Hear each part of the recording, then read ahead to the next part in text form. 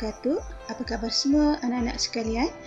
Baiklah, mari kita teruskan pembelajaran. Video kali ini Ustazah akan kongsikan subjek pendidikan Islam tingkatan 3 dalam bidang fiqh, iaitu zakat penyuci harta, unit 1, konsep pengurusan zakat.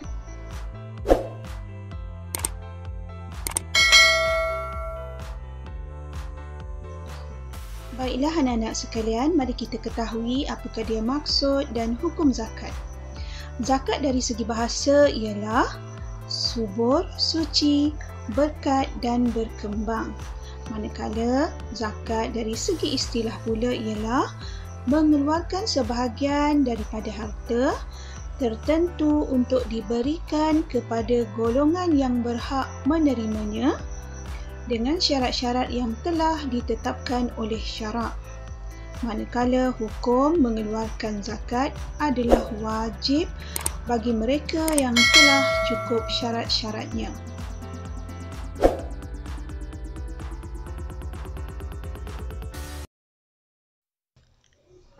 Dalil nakli berkaitan dengan zakat sebagaimana firman Allah Subhanahu wa taala dalam surah Al-Baqarah ayat 43, A'udzubillahi minasyaitonirrajim wa aqimus salata wa atuz zakah, yang bermaksud dan dirikanlah solat dan keluarkanlah zakat.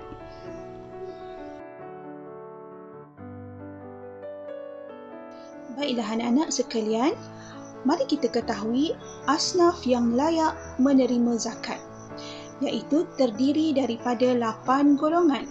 Yang pertama, fakir. Yang kedua, miskin. Yang ketiga, amil. Yang keempat, mu'allaf. Yang kelima, hamba. Yang keenam, orang yang berhutang. Yang ketujuh, fi sabilillah. Dan yang ke-8, ibnu sabil.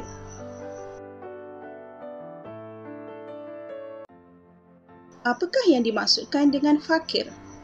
Fakir ialah orang yang tiada harta yang mencukupi untuk keperluan dirinya, termasuk makanan, minuman, pakaian dan tempat tinggal. Sebagai contoh, seseorang yang memerlukan RM10 sehari tetapi dia hanya mampu memperolehi RM3 sahaja.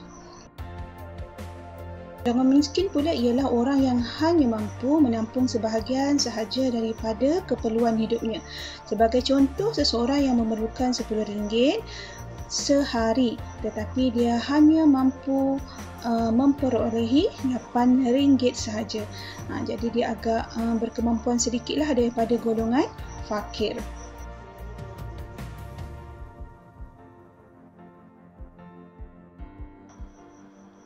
Golongan asnaf seterusnya ialah amil. Apakah yang dimaksudkan dengan amil? Iaitu mereka yang dilantik oleh pemerintah untuk mengumpul dan membahagikan zakat. Biasa kita lihat mereka akan berada di pasar-pasar raya, membuka kaunter-kaunter khas untuk mengumpul wang zakat atau di pekarangan masjid. Golongan yang seterusnya ialah golongan mu'allaf. Mereka layak menerima zakat kerana untuk mengalu-alukan mereka yang baru memeluk agama Islam. Golongan seterusnya ialah golongan hamba, iaitu mereka boleh diberikan wang zakat kerana ingin membebaskan mereka. Baiklah, seterusnya yang dimaksudkan dengan golongan orang yang berhutang, mereka layak mendapat zakat, iaitu orang yang dibebani hutang untuk keperluan asas diri serta tanggungannya dan tidak mampu untuk membayarnya. Golongan penerima asnaf seterusnya ialah fi sabilillah. Yang dimaksudkan dengan fi sabilillah ialah orang yang berjuang di jalan Allah Subhanahu wa taala. Contohnya seperti orang yang menuntut ilmu ataupun orang yang berjuang di medan peperangan.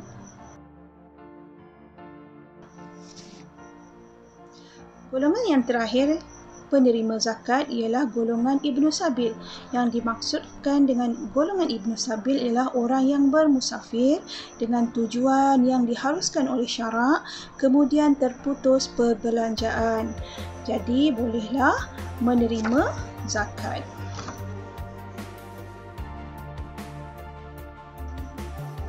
Subhanallah, di antara hikmah pensyariatan zakat ialah dapat dikategorikan kepada 3 bahagian, iaitu yang pertama kepada pemberi, kepada penerima dan juga kepada masyarakat. Di antara hikmah pensyariatan zakat kepada pemberi, iaitu pemberi akan dapat mendidik jiwanya daripada sifat pemurah dan dapat menjauhi daripada sifat bakhil. Yang kedua, dapat melahirkan sifat taat kepada perintah Allah Subhanahu Wa Taala. Yang ketiga, mendapat keridhaan Allah Subhanahu Wa Taala. Yang keempat, mendapat kecemerlangan hidup di dunia dan di akhirat melalui harta zakat yang diberikan. Subhanallah. Baiklah, di antara hikmah pensyariatan zakat kepada penerima pula, iaitu dapat membersihkan hati daripada hasad dengki dan iri hati terhadap golongan kaya. Yang kedua, sebagai sumber modal bagi golongan miskin untuk menjana ekonomi keluarga. Yang ketiga, kepada penerima dapat meringankan beban kepada orang yang berhutang daripada belenggu hutang mereka. Dan yang keempat, dapat meningkatkan keyakinan mu'alaf terhadap Islam. Seterusnya, hikmah pensyariatan zakat kepada masyarakat, iaitu yang pertama dapat mengeratkan ikatan ukhuwah dan kasih sayang sesama Islam. Yang kedua, dapat merapatkan jurang perbezaan antara golongan kaya dan golongan miskin. Yang ketiga, dapat membantu antara satu sama lain. Dan yang terakhir, dapat meningkatkan syiar Islam. Masya Allah, banyaknya kelebihan daripada amalan zakat yang kita laksanakan.